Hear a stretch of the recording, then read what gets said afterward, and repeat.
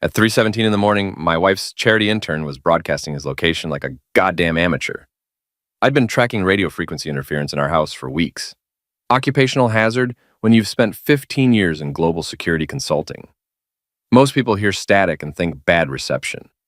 I hear patterns, signatures, digital fingerprints that tell stories their owners never meant to share. The signal spike hit exactly when footsteps crossed our hardwood foyer downstairs. "Alex?" Vivian's voice drifted up from the kitchen, honey sweet even at this ungodly hour. "I'm just making some tea for Ethan. He's helping me finish the quarterly reports." I didn't respond. Instead, I adjusted the spectrum analyzer on my laptop, watching the frequency display paint a very different picture. The interference pattern was clean, expensive, the kind of unshielded transmission you'd expect from high-end encrypted hardware, specifically from a Patek Philippe Nautilus with integrated secure communications that I'd flagged in a theft dossier 18 months ago. Stolen from a collector in Manhattan, worth $40,000, never recovered. My wife claimed her new assistant was a Pro-Bono intern, helping with her charity. I didn't point out that the intern was wearing a $40,000 Patek Philippe I recognized from a high-value theft dossier I processed during my time in global security. The logical thing would have been to confront them immediately. But 15 years of security work teaches you that information is ammunition, and you never fire your best rounds until you understand the full battlefield. I pulled up the house's smart security system on my secondary monitor. Our home was a fortress of my own design. Motion sensors, thermal imaging, encrypted cameras in every room except the bedrooms and bathrooms. Privacy laws, even for paranoid security consultants. Except I'd installed one additional camera they didn't know about. The basement workshop had been my sanctuary since we bought this place 3 years ago. Officially, it was where I restored vintage electronics. Unofficially, it was where I kept the tools of my former trade. Signal interceptors, frequency analyzers, and yes, a very discreet camera hidden behind what looked like a smoke detector. I switched to the basement feed and watched my wife of 7 years guide her intern down the stairs, her hand resting on his lower back in a way that had nothing to do with quarterly reports.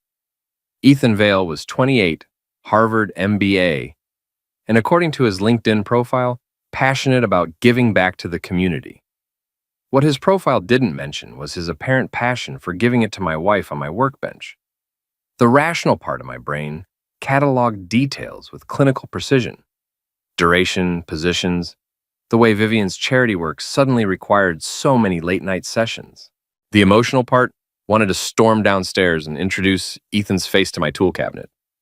But I'd learned patience in places where impatience got you eliminated, so I watched, recorded, and began planning. The frequency spike from Ethan's watch wasn't just expensive, it was traceable. Every encrypted transmission left digital breadcrumbs for someone who knew how to follow them.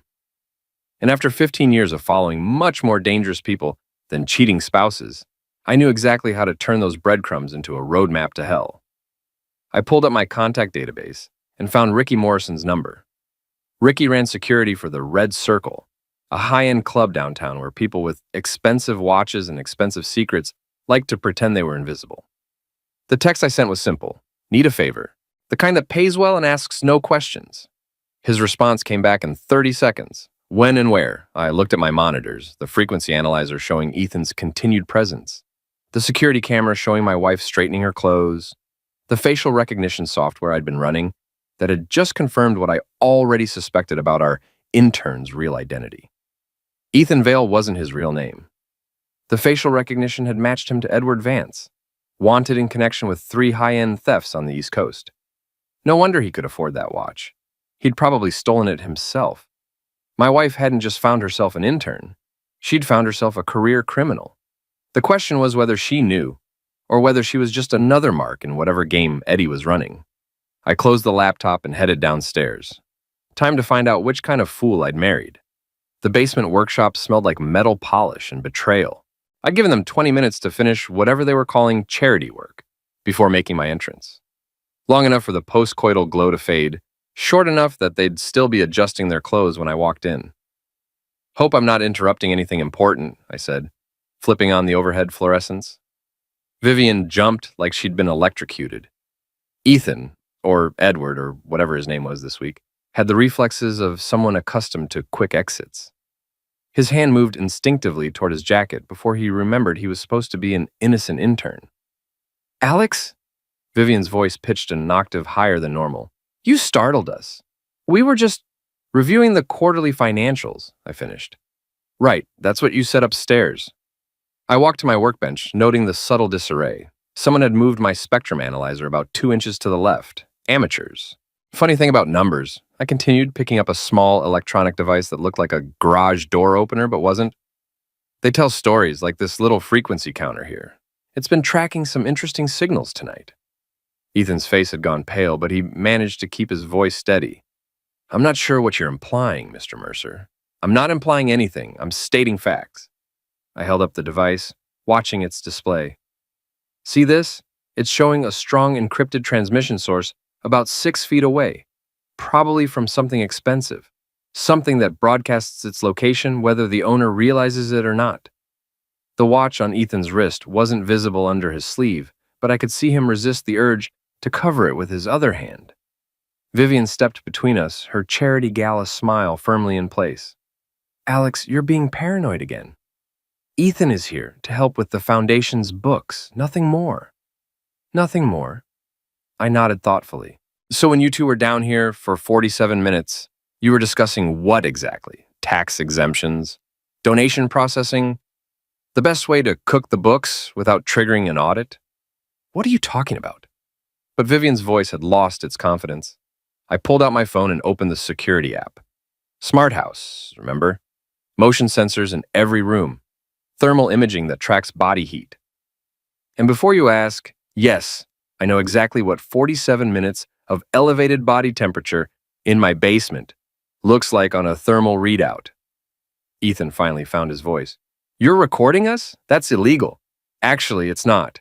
This is my house, my basement, and my wife. Privacy laws are funny things when you know how to read them. I smiled without warmth. But let's talk about illegal activities like identity theft or grand larceny or wearing stolen property worth more than most people's cars. The color drained completely from Ethan's face. That's right, Eddie. I know who you are. Facial recognition is a beautiful thing when you have access to the right databases. Edward Vance, wanted in connection with thefts in New York, Boston, and Hartford, specializes in high-end collectibles and has a particular fondness for luxury watches. Vivian looked between us, confusion replacing her earlier panic. What are you talking about? His name is Ethan Vale. Is it? I looked directly at him. Why don't you tell my wife about that Patek Philippe you're wearing? The one that was stolen from a collector in Manhattan 18 months ago?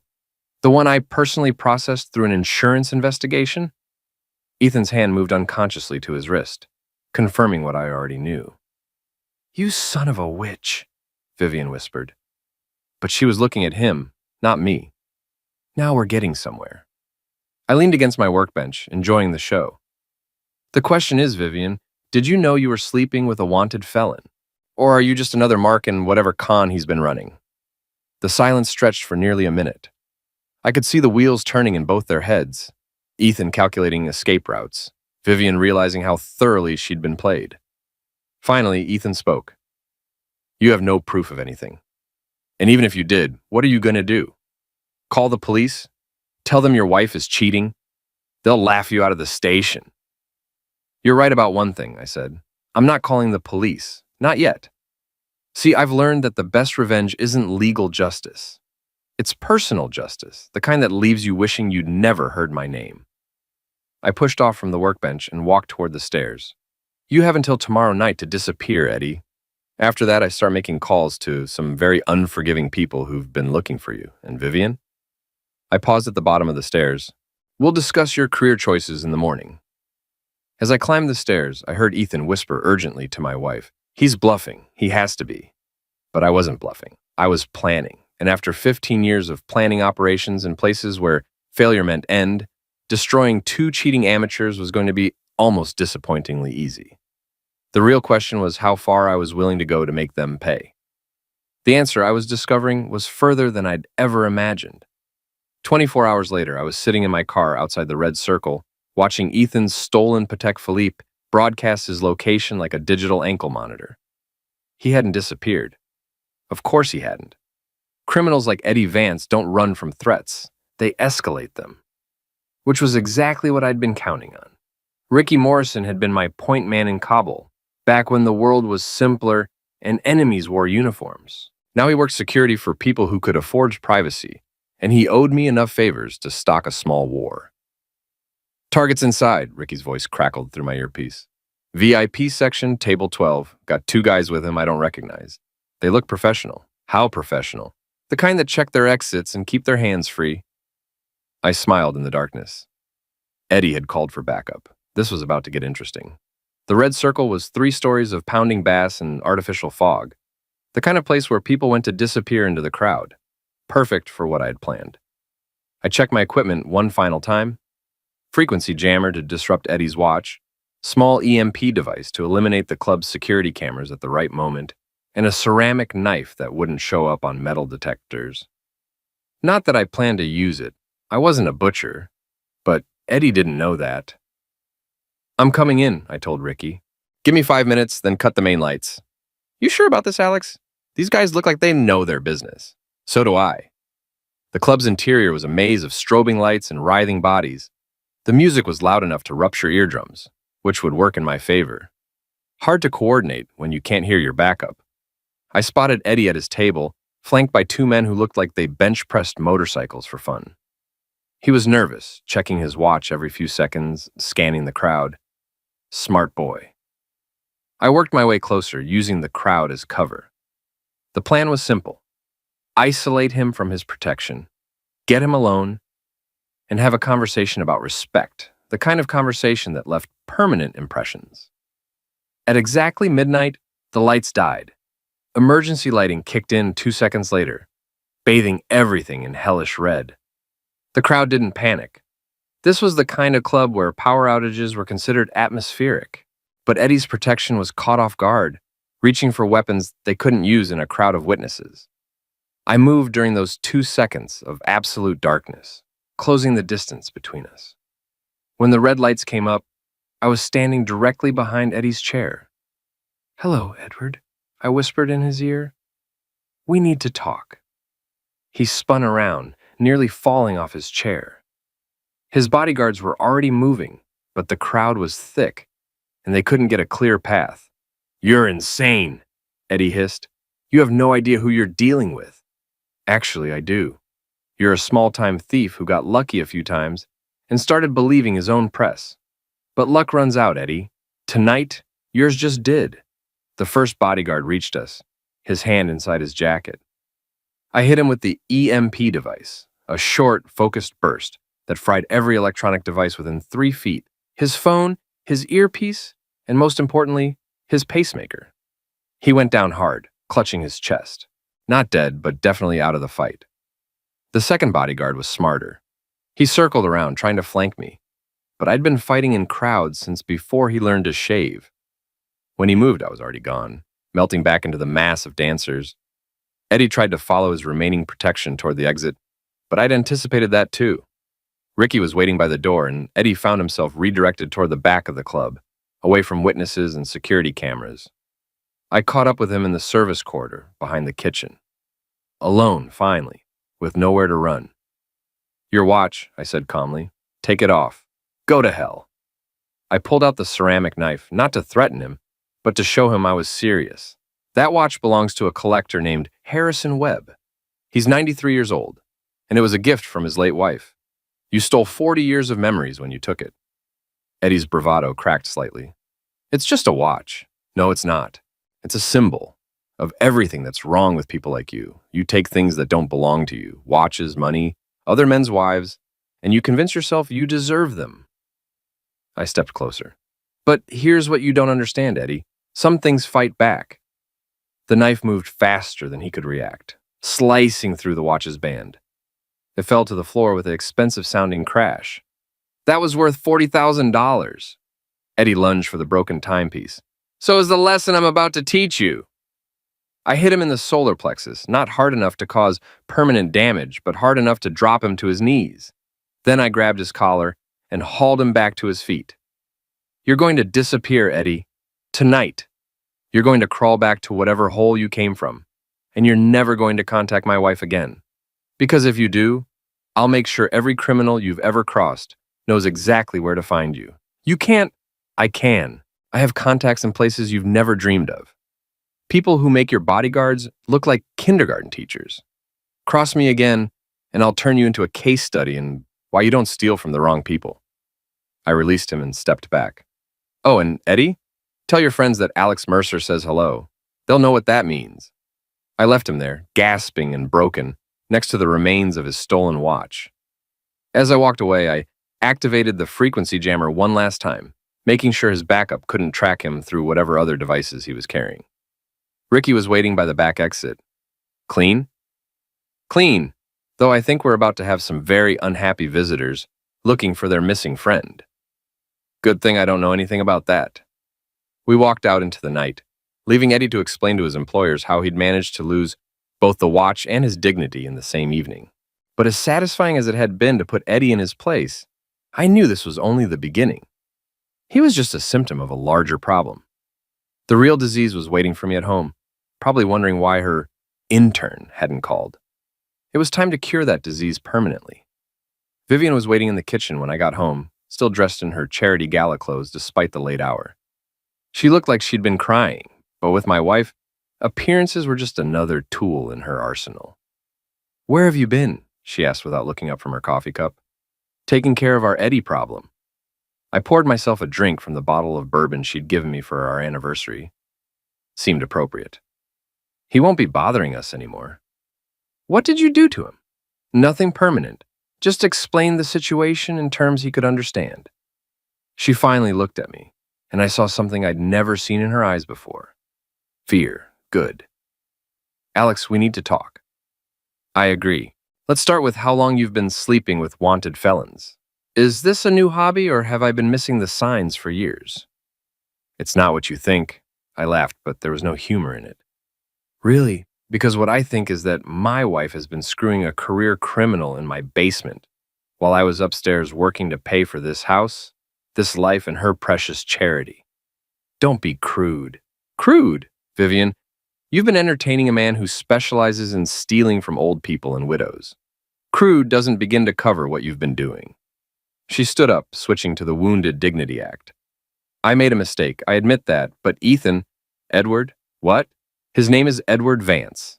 Ethan Vale was just another lie, like everything else about him. Like everything else about us, apparently." She sat back down heavily. "I didn't know. About his real name, about the stealing. I thought he was just what? A young, handsome stranger who appeared out of nowhere to help your charity? A man who dressed better than most CEOs but worked for free? Come on, Vivian. You're not stupid. You just chose not to ask questions because you liked the answers you were getting." The silence stretched between us like a chasm. I'd known this conversation was coming, but I hadn't expected it to feel so empty. After 7 years of marriage, we were finally being honest with each other, and it turned out we had nothing left to say. "What happens now?" she asked finally. Now we discuss terms." "Terms? You want a divorce, I assume?" "Fine, but it's going to be on my conditions, not yours." Her lawyer instincts kicked in. "Alex, let's not do anything hasty. We can work through this. Couples therapy, counseling. The time for working through things was before you decided to turn my basement into a brothel." I finished my bourbon and poured another. "Here's what's going to happen. You're going to resign from the charity effective immediately." "I can't do that. It's my life's work. Your life's work was being married to me. You quit that job, so now you're quitting this one too. You can't make me..." "Actually, I can. See, I've been doing some research into your charity's finances. Amazing what you can discover when you know how to read between the lines. Like how much money has been going to consulting fees for your intern program. Or how many of those consultants seem to have criminal records." Her face went white. "What are you saying?" "I'm saying that Eddie wasn't your first mistake. He was just your most recent one. You've been running a money laundering operation disguised as charity work, and I have the evidence to prove it." "That's impossible. I would never..." "Consciously? Maybe not.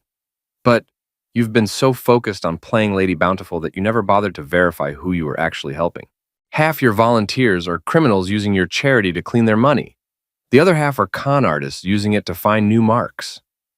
I pulled out my phone and showed her a series of financial reports I'd compiled.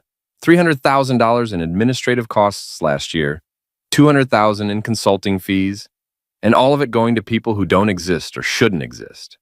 She stared at the numbers, her face cycling through disbelief, horror, and finally understanding. "Oh God," she whispered, "what have I done? You've been played. By Eddie, by half a dozen others, and probably by people you haven't even met yet. Your charity is a front, Vivian, and you're the perfect front woman. Beautiful, naive, and just arrogant enough to believe you're smarter than everyone else. We have to call the police, report this, fix it. We're not doing anything. You are going to quietly resign, citing personal reasons. You're going to recommend that the board conduct a full financial audit. And then you're going to disappear from public life until this all blows over. And if I don't, then I release everything I've found to the FBI, the IRS, and the Boston Globe simultaneously. Your charity gets shut down, you get investigated for fraud, and everyone you've ever worked with gets dragged through the mud, including some very dangerous people who don't like publicity." She was crying now, real tears this time. "Alex, please, I never meant for any of this to happen. I know you didn't. That's what makes it so pathetic." I stood up and headed for the stairs. "You have until tomorrow to decide. Quiet resignation and divorce, or public destruction and divorce. Either way, we're done." "Where are you going?" "To Patek. I'll be staying at a hotel until you make your choice. When I come back, I want you gone. This is my house, too." "No, it's not. It's in my name, bought with my money, secured with my systems. You've been a guest here for 7 years, Vivian. Now your invitation has been revoked." As I climbed the stairs, I could hear her sobbing in the kitchen. Part of me felt sorry for her. She really had been played, manipulated by people who were better at lying than she was at detecting lies. But sympathy was a luxury I couldn't afford, not when there were still loose ends to tie up. Because Eddie hadn't been working alone, and his partners weren't going to be happy about losing their inside access to the charity's money. They'd be coming for me next, thinking they could intimidate me into backing down. They were about to learn why that was a mistake. The first attempt on my life came 3 days later while I was having lunch at a diner downtown. I'd been expecting it, of course. You don't destroy someone's money laundering operation without consequences. What surprised me was how amateur the attempt was. 2 men in cheap suits who thought they could intimidate me with threats and bad cologne. "Mr. Mercer?" The taller one slid into the booth across from me without invitation. "We need to talk." "About what?" I continued eating my sandwich, keeping my voice casual. "About your wife's charity work. Seems there's been some misunderstanding about her resignation." "No misunderstanding. She quit. End of story." The second man positioned himself by the exit, thinking he was being subtle. These weren't Eddie's bodyguards from the club, they were lower tier. The kind of muscle you hired when you needed quantity over quality. "See, that's the problem," the tall one continued. "Mrs. Mercer was involved in some very important community outreach programs. Programs that can't just be shut down because of a domestic dispute. Domestic dispute." I set down my sandwich and looked at him directly. "Is that what we're calling embezzlement and fraud now?" His smile never wavered, but his eyes went cold. "Careful, Mr. Mercer. You're making accusations that could be very dangerous for your health." "Are you threatening me?" "I'm offering friendly advice. Your wife made some commitments, financial commitments. Those need to be honored, regardless of your marital problems." I pulled out my phone and placed it on the table between us. "This conversation is being recorded and uploaded to a secure server in real time. If something unfortunate happens to me, copies will be automatically sent to the FBI, the Boston Police, and several journalists who specialize in organized crime." The tall man's smile faltered slightly. "You're paranoid, Mr. Mercer." "I'm careful, there's a difference." I leaned forward. "Here's some friendly advice for you. Walk away, right now. Because if you don't, I'm going to make you wish you'd never heard of Vivian's charity. You're just one man. One man with 15 years of experience in places that make Boston look like Disneyland. One man with contacts and agencies you've never heard of. One man who's very, very good at making problems disappear permanently." I stood up and dropped a 20 on the table. "Tell your boss that Alex Mercer said to find a new laundering operation. This one is closed." As I walked toward the exit, the second man stepped into my path. Big mistake. I grabbed his wrist and applied pressure to a nerve cluster I'd learned about in a military training course. He went down like a sack of concrete, gasping and clutching his arm. Pressure point paralysis, I explained to his partner. Temporary but extremely painful. The next person who threatens me gets the permanent version. I left them there, one writhing on the floor, the other trying to decide if his paycheck was worth tangling with someone who clearly knew how to handle himself. But I knew this was just the opening move. Whoever was running the operation behind Vivian's charity wouldn't give up that easily. They'd invested too much time and money to let it all disappear because of one angry husband, which meant I needed to take the fight to them before they could regroup. I spent the rest of the afternoon doing research. Financial records, property deeds, business licenses, all the boring paperwork that told the real story behind the charity's operations. What I found was worse than I'd expected. The charity wasn't just laundering money for local criminals. It was part of a larger network, connected to operations in 6 other cities. Vivian hadn't just been seduced by a petty thief. She'd been recruited by a sophisticated criminal organization that specialized in using legitimate charities as fronts. And Eddie Vance wasn't a small-time criminal. He was a talent scout, sent to identify and compromise people who could be useful to the organization. People like my naive, ambitious wife. The more I dug, the angrier I became. Vivian had been played, yes, but she'd also been complicit. She'd ignored obvious warning signs because she'd enjoyed the attention, the excitement, the feeling of being important to dangerous people. Well, now she was going to learn what it felt like to be unimportant to someone truly dangerous. I made a series of phone calls to old contacts, people who owed me favors from my consulting days. By evening, I had names, addresses, and detailed information about everyone involved in the operation. The organization was run by a man named Vincent Torino, who operated out of a legitimate-seeming import business in the warehouse district. He specialized in corruption, finding clean, respectable people, and turning them into unwitting accomplices. Vivian had been perfect for his needs, beautiful, connected, and just arrogant enough to believe she was too smart to be fooled. Time to show Mr. Torino what happened when he tried to fool the wrong person's wife. Vincent Torino's warehouse looked exactly like what it was supposed to be. A legitimate import business run by a respectable businessman. Clean trucks, proper signage, workers who looked like they actually moved cargo for a living. But I'd learned long ago that the best covers were the ones that were mostly true. Torino probably did import goods from overseas. He just imported other things along with the legal merchandise. I'd been watching the operation for 2 days, learning the patterns. Torino arrived every morning at 8, left for lunch at noon, and stayed until 6. His security was good but not exceptional. 2 armed guards during business hours, electronic surveillance, and a state-of-the-art alarm system. What they didn't have was protection against someone who understood their business better than they did. I made my move on a Thursday afternoon when Torino would be alone in his office reviewing the week's shipments. The approach was simple. Walk in the front door like I belonged there, disable the security, and have a conversation about professional boundaries. The receptionist was young, pretty, and probably had no idea what kind of business she was really working for. "Can I help you?" "Alex Mercer to see Mr. Torino. He's expecting me." She checked her computer, frowning. "I don't see an appointment scheduled." "Tell him it's about the Vivian Mercer situation. He'll want to see me." 5 minutes later, I was sitting across from Vincent Torino in his expensively decorated office. He was older than I'd expected, probably in his 60s, with the kind of calm confidence that came from years of successful criminal enterprise. "Mr. Mercer, I've been hearing interesting things about you." "All true, I'm sure. My associates tell me you're being unreasonable about your wife's charitable commitments. Your associates are lucky to be walking upright after our last conversation." He smiled, but it didn't reach his eyes. "You have a reputation for violence, Mr. Mercer. That's unfortunate. I prefer to handle business disagreements through negotiation." "So do I. That's why I'm here, instead of burning down your warehouse. Direct, I appreciate that in a man."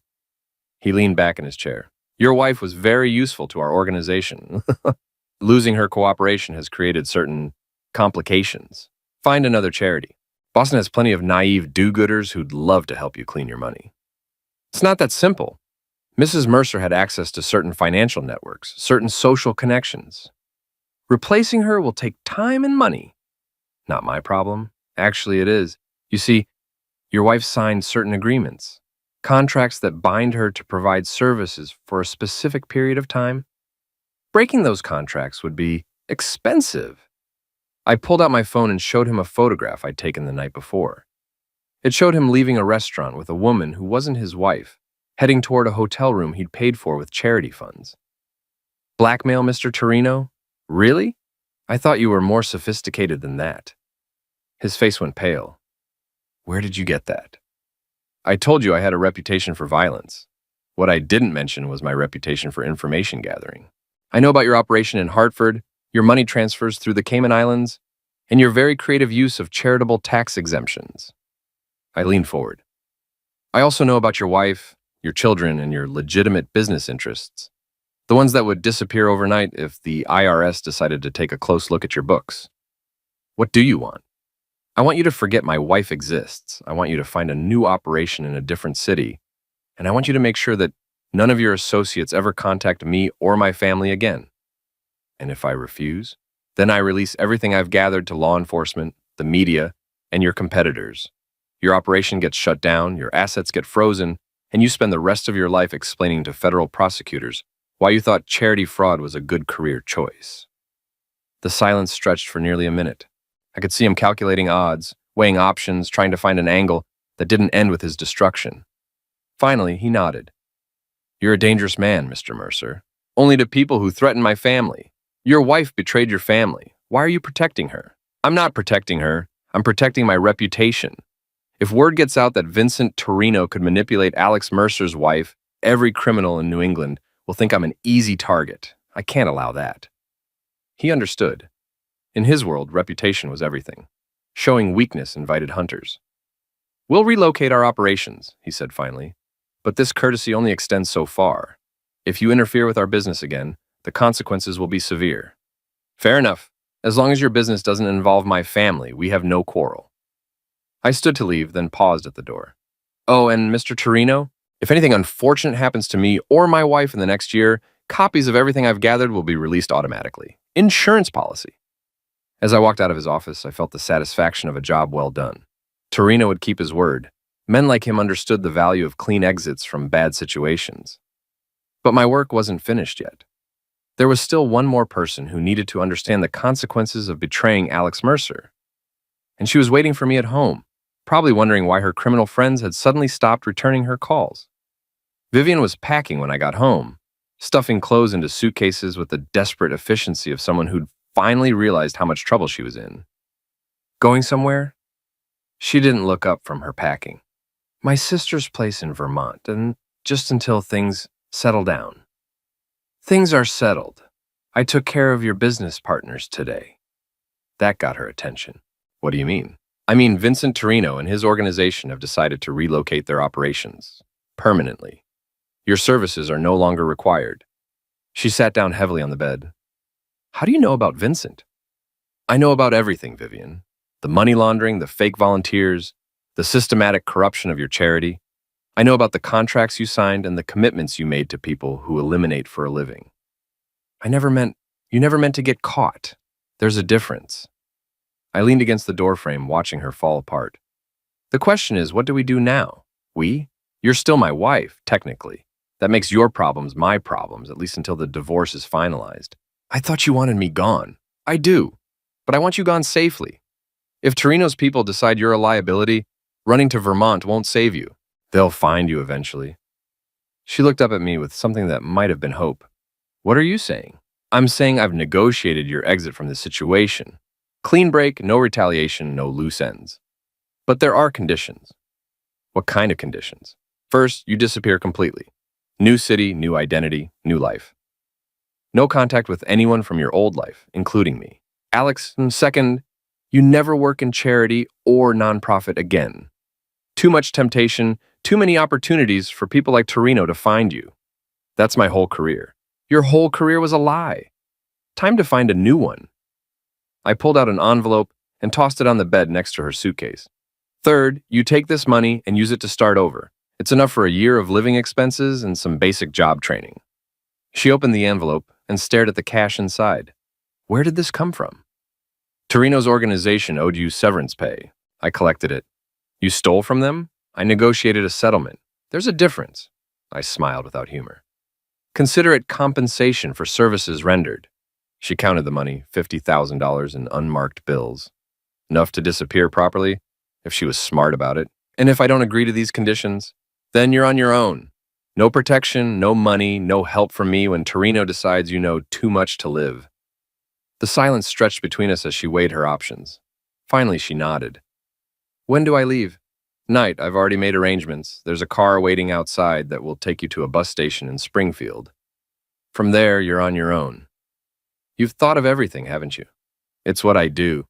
She stood up and closed her suitcase. Alex, I want you to know, don't. Whatever you're about to say, don't. We're past the point of apologies and explanations. I loved you. Once. I know. I loved you too. That's why you're getting this chance instead of a funeral. She flinched at the coldness in my voice, but she didn't argue. She was finally beginning to understand the kind of man she'd been married to and the kind of enemies she'd made. 20 minutes later, she was gone. No goodbye kiss, no final embrace. Just the sound of a car pulling away from the house we'd shared for 3 years. I poured myself a bourbon and sat in my empty kitchen listening to the silence. For the first time in weeks, I felt something approaching peace. My phone rang. Torino's voice was calm, professional. Your wife is traveling tonight, I understand. She is. Our business is concluded. Indeed, I wanted to thank you for handling this situation so efficiently. You saved us all a great deal of unpleasantness. Professional courtesy. Quite. Should you ever find yourself in need of employment, Mr. Mercer, I know people who would value your particular skills. I'll keep that in mind. After he hung up, I deleted his number from my phone. Vincent Torino was a problem I'd solved, not a contact I wanted to maintain. I walked through the house one final time, checking the security systems, making sure everything was locked down properly. Tomorrow, I'd start the process of selling the place and moving somewhere new. Somewhere without memories of charity galas and basement betrayals. But tonight, I was content to sit in my fortress and appreciate the silence. My wife had wanted excitement, danger, the thrill of living on the edge. She'd gotten all of that and more. Now she was someone else's problem, assuming she was smart enough to stay hidden. As for me, I'd learned something valuable about the difference between justice and revenge. Justice was what the courts provided, slow, uncertain, often unsatisfying. Revenge was what you created yourself, swift, certain, and perfectly tailored to the crime. Vivian had betrayed our marriage for the excitement of danger. Now she'd have danger for the rest of her life, wondering if today was the day her past caught up with her. Eddie Vance had stolen from people who couldn't fight back. Now he was running from people who could, carrying nothing but the clothes on his back and the knowledge that his luck had finally run out. Vincent Torino had built an empire on the corruption of good people. Now he was relocating that empire, knowing that Alex Mercer was watching and waiting for any sign of renewed interest in his family. Perfect justice? Maybe not. But perfectly satisfying revenge? Absolutely. I raised my glass to the empty house and smiled. To new beginnings, I said aloud, and the people who make them necessary. Outside, it started to rain. Inside, I was finally warm.